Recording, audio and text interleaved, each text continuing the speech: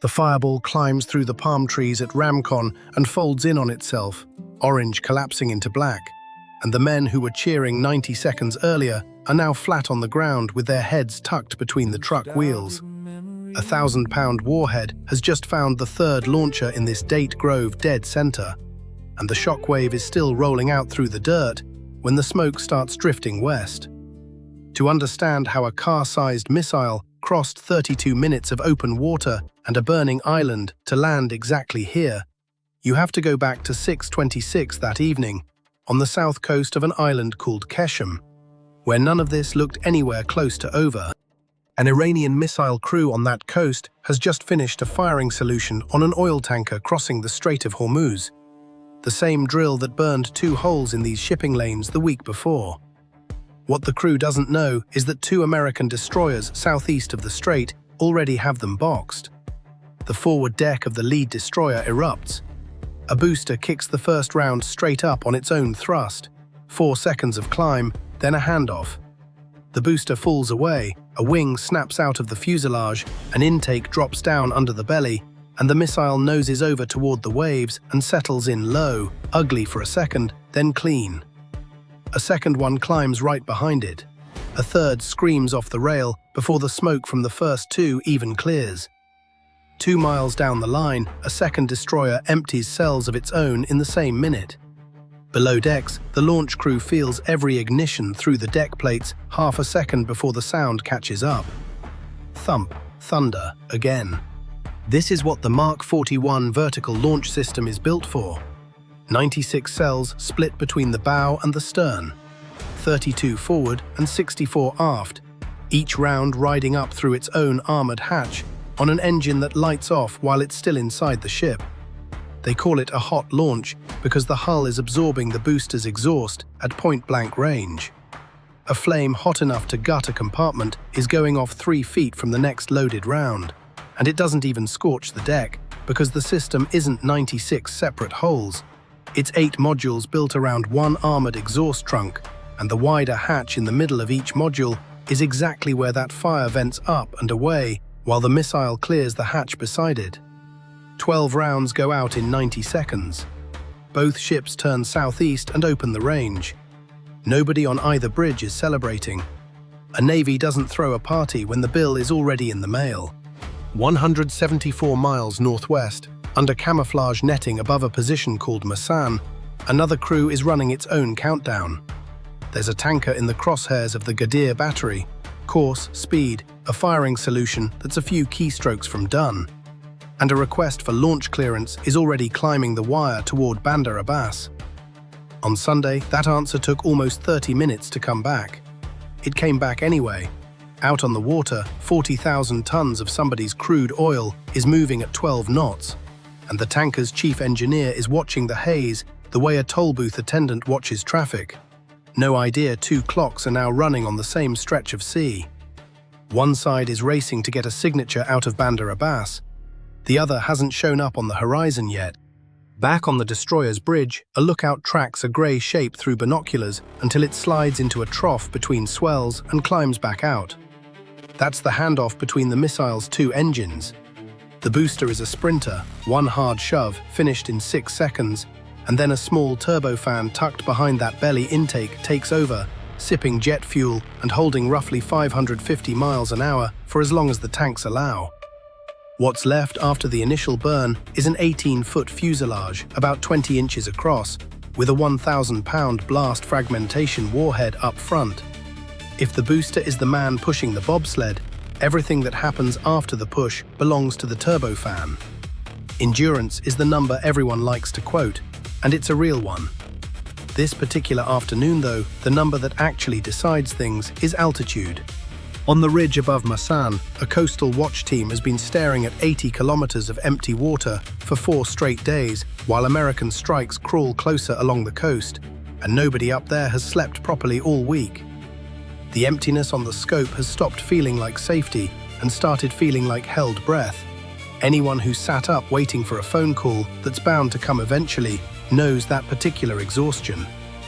15 minutes into this watch, it becomes clear the scope isn't staying clean because of the haze. It's staying clean because of the shape of the planet. Radar travels in a straight line while the Earth curves away beneath it, so anything flying 100 feet off the water stays hidden behind that curve until it's 25 miles out. At missile speed, that's 2.5 minutes of warning, not a reward for 4 days of watching, but simply what's left once the Earth runs out of places to hide an incoming weapon. Water makes it worse. A radar looking at something skimming the surface picks up 2 echoes, one from the weapon, one from its own reflection off the sea, and a system that can't separate them locks onto a point somewhere between the target and the waves. Every bit of sea clutter turns a missile into a small, hard object buried in noise. That's the whole reason cruise missiles fly at 100 feet, and the reason sea skimmers have been humiliating navies since the Falklands. It's like trying to shoot a bird by aiming at its reflection in a pond. Then someone throws gravel across the pond for good measure. The ridge can't see them. The sea won't let go of them either. 12 minutes in, 10 tracks align into a loose line pointed at Qeshm's south coast, while 2 more peel off west on a longer route and dissolve into the haze. Worth remembering those 2.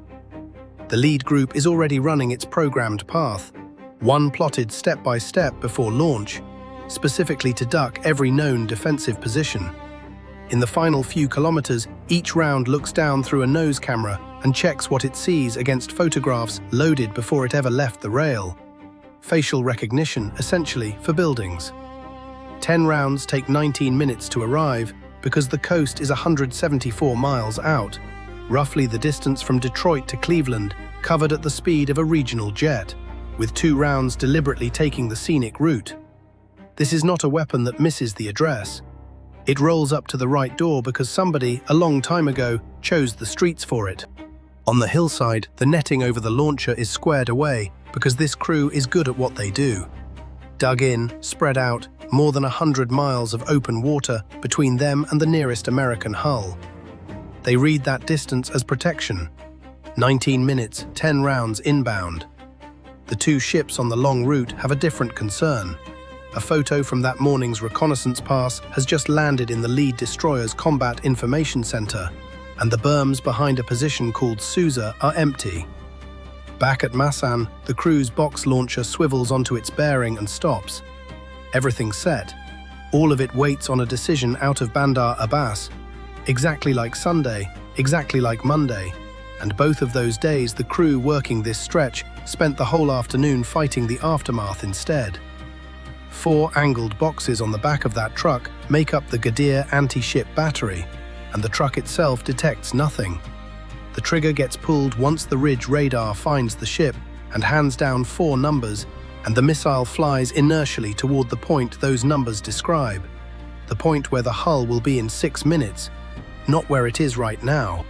In the final miles, its own seeker drops down to wave height and puts a 60-pound warhead through plating that was only ever built to keep out weather.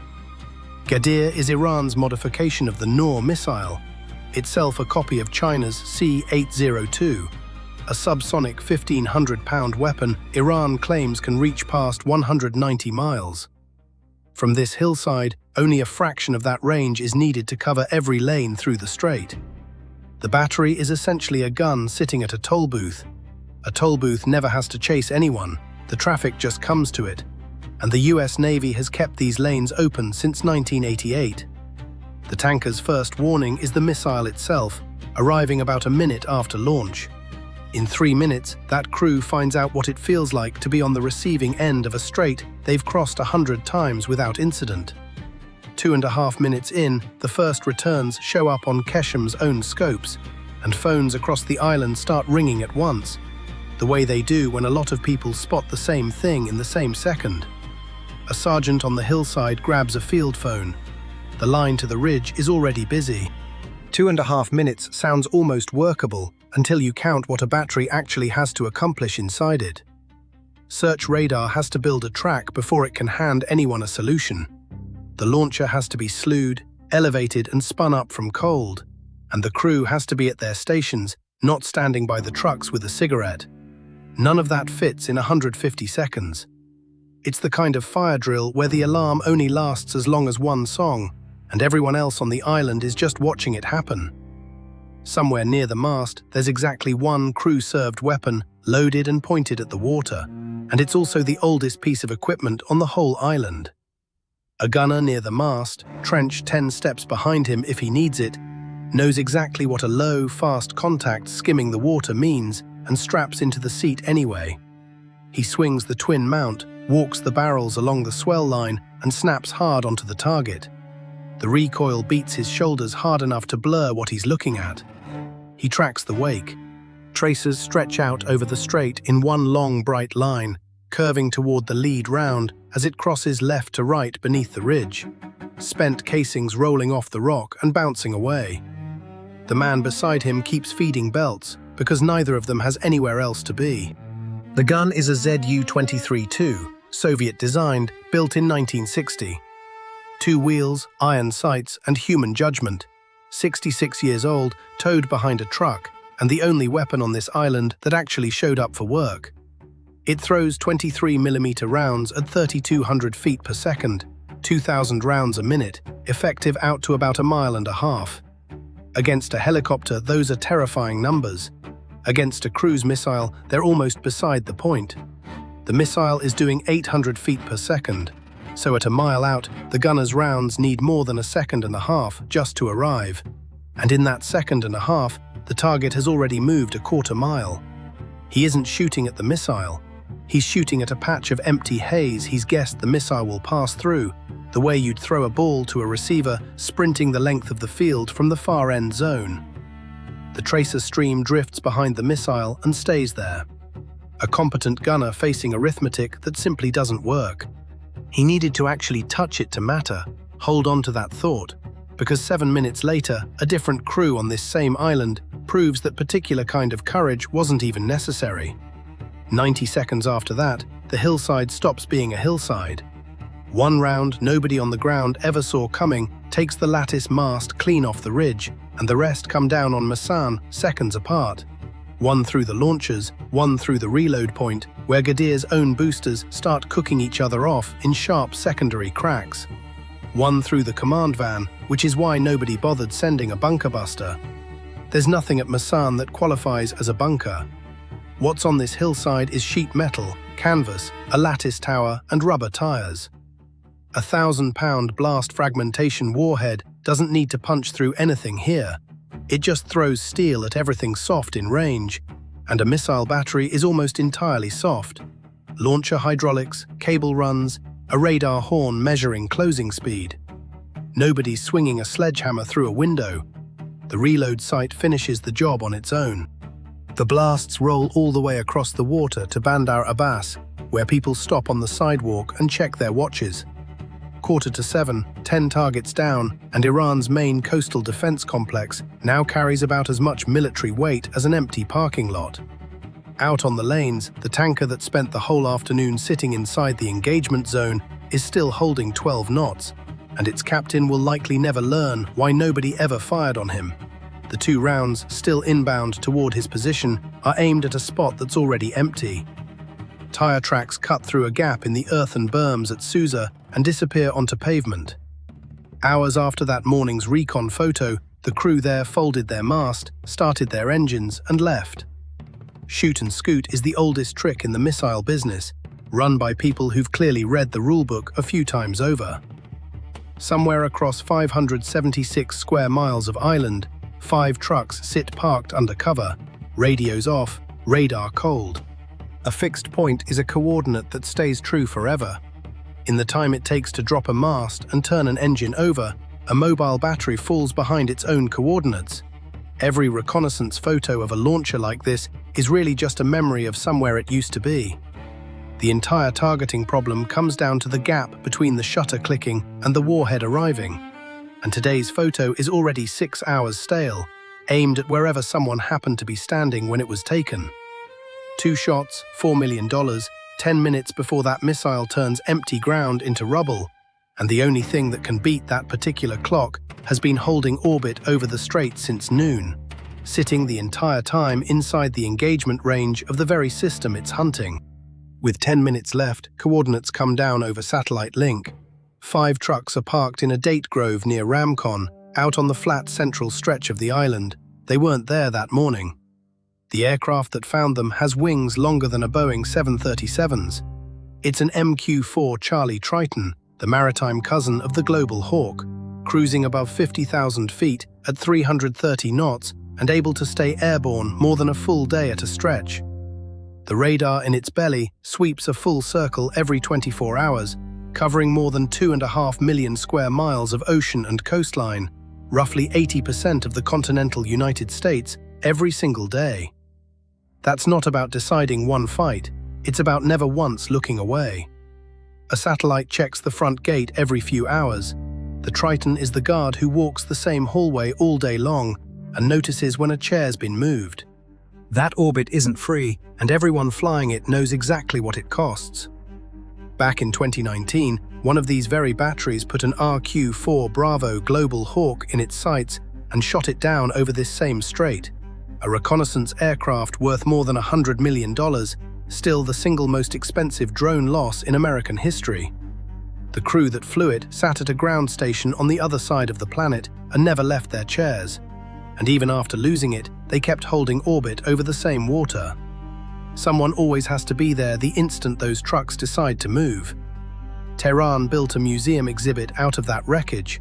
The Navy answered by putting another aircraft right back over the same coastline. It watched their movements. Then it watched where they parked, and the way they parked is what gave them away. Look at the spacing between those 5 trucks, not the trucks themselves, the spacing. An air defense battery can't line up like cars at a truck stop. The radar needs a clear field of view over its sectors. The launchers need enough distance between them that one hit doesn't take out the rest. And they all need to stay close enough to run cable and stay inside the same radar's control. That produces one specific geometry, and it's the same in Iran as it is anywhere else on Earth, because the physics behind it doesn't change by location. Trees can hide the vehicles. Nothing hides the shape they're forced into once they're parked. The analysts weren't hunting for trucks, they were hunting for that shape, sitting somewhere it had no business being. You can hide a vehicle, the way it's parked is what gives it away. In that grove, nobody ever thought to look up. This crew had played it perfectly for 4 straight days, and the thing that finally exposes them is exactly what their own doctrine told them to do.